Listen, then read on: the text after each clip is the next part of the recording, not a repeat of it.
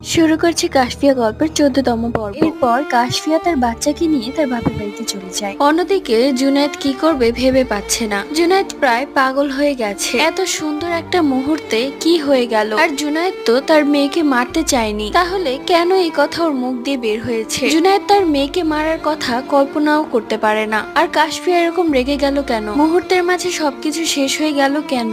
এইসব প্রশ্ন জুনায়েদের মাথায় ঘুরপাক খেতে থাকে। এরই মধ্যে জুনায়েদের এক বোন জুনায়েদের পাশে এসে বসে বলে, ভাইয়া তুই একদম চিন্তা করবি না। আরে কাশফিয়ার তো শুরু থেকে ইচ্ছে ছিল না তোর সাথে সংসার করার। আর এইসব মেয়েদেরকে আমি খুব ভালো মতোই জানি। এরা এক ছেলেকে বিয়ে করে, এরপর তার টাকা পয়সা সব খেয়ে আবার অন্য ছেলের কাছে চলে যায়। জানিস তোর জন্য আমরা খুব ভালো একটা মেয়ে দেখেছি, আর তুই একবার মেয়ের সাথে দেখা কর, দেখবি সবকিছু ঠিক হয়ে গেছে। মেয়েটা বেশ লক্ষ্মী আর গুণবতী, আর সব থেকে বড় কথা ওরা অনেক বড় লোক। আমাদের কোনো কিছুর অভাব থাকবে না, যা চাইবো তাই দিবে। এসব কথা শুনে জুনায়েদ ঠাস করে তার বোনকে একটা চড় মেরে বসে এবং বলে, আমার সাথে আর কোনোদিনও কথা বলবি না। মাত্রই আমার মেয়ে হয়েছে আর আমার বউ আছে।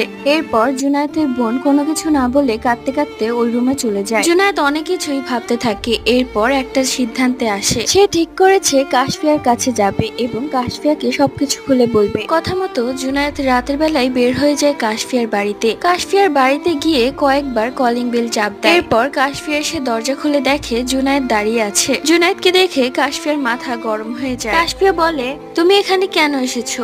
আমাকে আর আমার মেয়েকে মারতে? জুনায়েদ কোনো কথা না বলে কাশফিয়াকে জড়িয়ে ধরে কাঁদতে থাকে আর বলে, জান ও আমাদের আদরের সন্তান, আমি ওকে মারার কথা কখনো কল্পনাও করতে পারি না। কিন্তু সেই দিন আমি কেন এই কথা বলেছি আমি তা নিজেও জানি না।